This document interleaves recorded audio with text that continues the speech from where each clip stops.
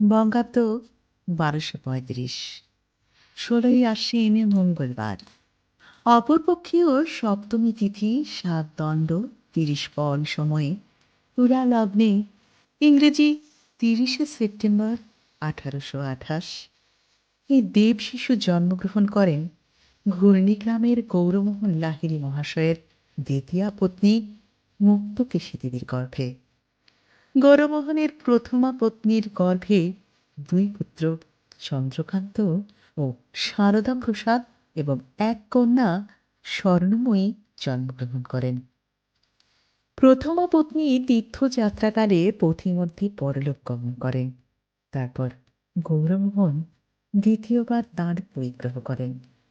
প্রায় ৫ বৎসর পরে মুক্তকেশীর সুলক্ষণা নামে এক কন্যাও জন্মগ্রহণ করেন। সুতরাং গৌরমোহনের মোট ৩ পুত্র ও ২ কন্যা ছিল। শান্তিপুর ডুবুডুবু নদী ভেসে যায়। ভগবৎ সাধনার বন্যায় নদিয়া নিজেও ভাসে, অপর কেউ ভাসায়। তাই নদিয়ার এই পবিত্র মাটিতে আর এক দেব শিশু আসিয়াছেন, তাপিত পীড়িত সংসার জ্বালায় জর্জরিত গৃহী মানুষদের পথ দেখাইতে। বহু মহাত্মার পদ ধূলিপুত পণ্ডিতের স্মৃতিধন্য নদিয়া তাহার কোলে স্থান দিল আরেক মহামানবকে।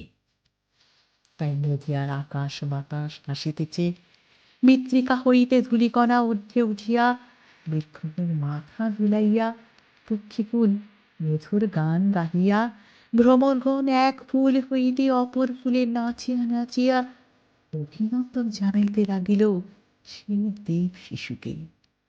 গৌরবর্ণ সুন্দরকান্তি এই দেব শিশুকে দেখিবার জন্য পাড়ার সকল পুরনারীগণ নাহির গৃহে আসিতে লাগিল। আনন্দের হাট বসিয়া গেল গ্রামে। গৌরমোহন সকলকে মিষ্টিমুখ করাইলেন।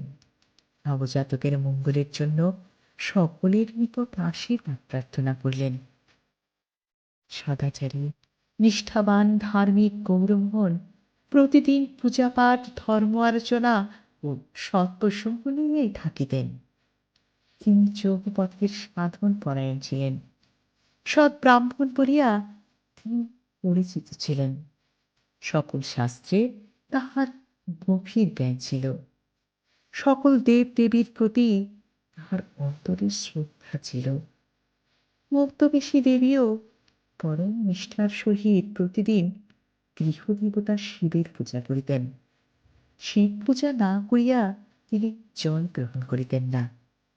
কোন ভিক্ষুক আসিলে যাহা থাকিত তাহাই তিনি দিয়া দিতেন। মুক্তকেশী দেবী অতীব দয়াবতী, দানশীলা ও সুশীলা রমণী ছিলেন। সেজন্য পাড়ার সকল পুরনারীগণ তাহাকে শ্রদ্ধা করিত। তার কোলেই দেব শিশুর আবির্ভাব হয়।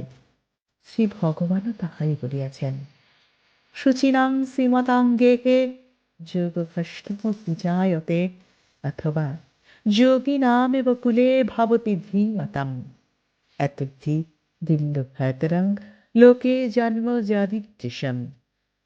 যোগভ্রষ্ট ব্যক্তি শুচি ও শ্রীমান দিগের গৃহে অথবা জ্ঞানী যোগীদিগের বংশে জন্মগ্রহণ করেন। এ দৃশ্য যে জন্ম তাহা জগতে দুর্লভতর।